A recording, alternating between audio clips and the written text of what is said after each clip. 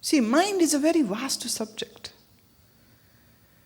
It's a subconscious mind, unconscious mind, conscious mind, superconscious mind. We have 4 minds. And your subconscious mind is the most powerful thing which you have. Now when you are listening to me, now when you are seeing me, now when you are sitting, can you feel your body? Are you aware that you are sitting? Even this is a great art to manage, to experience all your senses properly. Remember yesterday's talk? We have how many senses? 10. And to be able to use all your 10 senses requires a mastery, and this mastery can be learned properly. 2 things which you would learn in this camp is 1, how to manage your body, and 2 would be how to manage your mind. But to manage your mind, you need to understand your mind. And there is a mechanism for that. You cannot become an engineer by sitting at home. You have to go to college, do your studies, give your exams, right? Similarly, you cannot manage your mind until you have done your theory and then you have done practice about how to manage your mind. Many people sometimes ask me this question, I want to control my mind. What a stupid question. How can you control mind? You can only manage your mind. And know this, mind is not a problem. Mind is not your enemy. On the contrary, well-trained and well-informed mind is your best friend. Best friend. You don't need any other friend if your mind is well-trained. You know, when you are sitting at home, it's a off day, no work, no shopping, no need to go out, and you are sitting at home. You get bored. Then you pick up the phone and keep on calling your friend. Are you free? And the friend says, oh no, I'm busy. The other friend says, I'm busy. All your friends are busy, and you so despair. Nobody is free for me. What to do? Whom should I talk to? When I see people in this situation, I always recall a great master.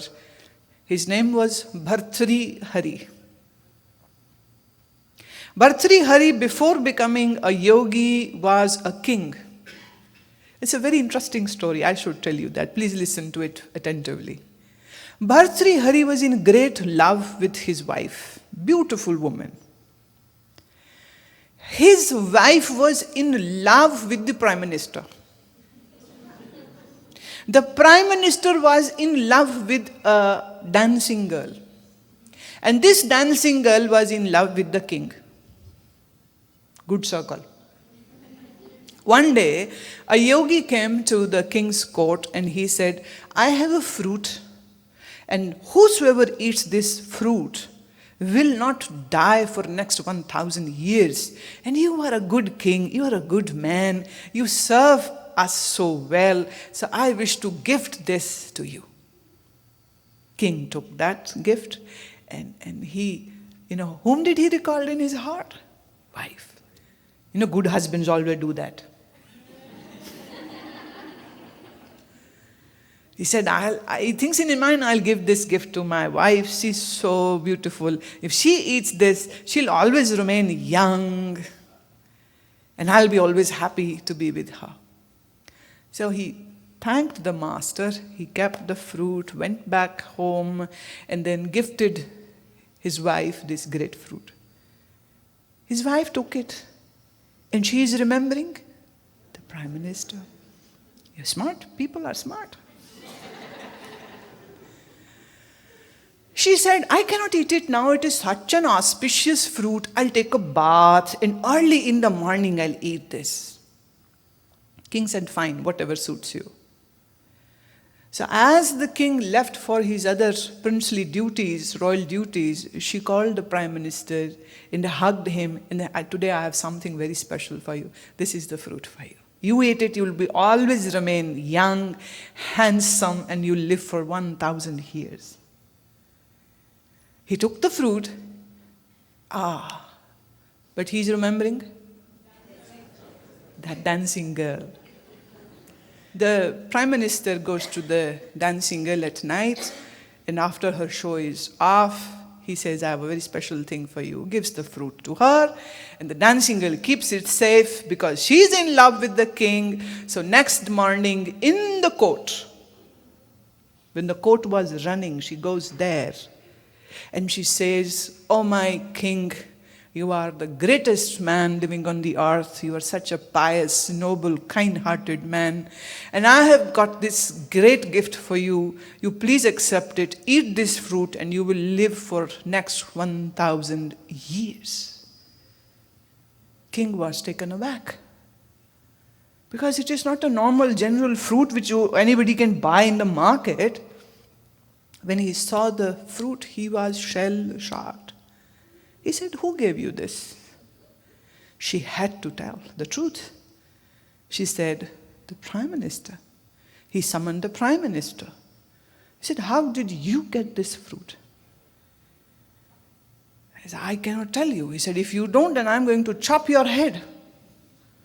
Who gave you this fruit? He said, your wife. He was broken. He was shattered. He worshipped his wife, and the wife turned out to be so disloyal. This Bhartrihari left his kingdom to his younger son and went towards the jungles. He said, this world is of no use. I had dedicated so many years to my wife, to my children, to my kingdom, and this is how I am being paid back? I cannot live in this place anymore. I have nothing else to do in this palace. His brother was sobbing and crying, don't leave. He said, but I cannot stay here. He left everything and became a yogi. He found a master and got his basic training. And then for next 20 years, he lived in the forest, practicing almost 18 hours a day. And soon he reached to the great heights, because as I had said yesterday, this is what our human life is meant to do. This is our most important internal objective. And once someone is working on it, there is no reason that you shouldn't attain samadhi. You shouldn't be able to attain the great heights. Then Bhartrihari wrote a beautiful scripture, and that is called Vairagya Shatak. Shatak means 100, Vairagya means dispassion. So 100 shloka of dispassion. And the most wonderful thing about this scripture is, the first shloka says, O my mind, you become my disciple and I'll be your guru, and now I teach you. Got it? This teaching is not for general public. He was not looking for any student or any chela. He made his own mind his disciple, and he has this conversation to the mind. And who is doing this conversation? The intellect. How did this intellect got this knowledge? From the higher practices. The higher consciousness gives this intuitive knowledge into the intellect, and then intellect becomes like a guru and mind is the chela, and then another 99 stotras, Sanskrit shloka, follow on. It's all talking about how world is temporal, this is perishable, and we have to seek that which is immortal. It's a beautiful scripture.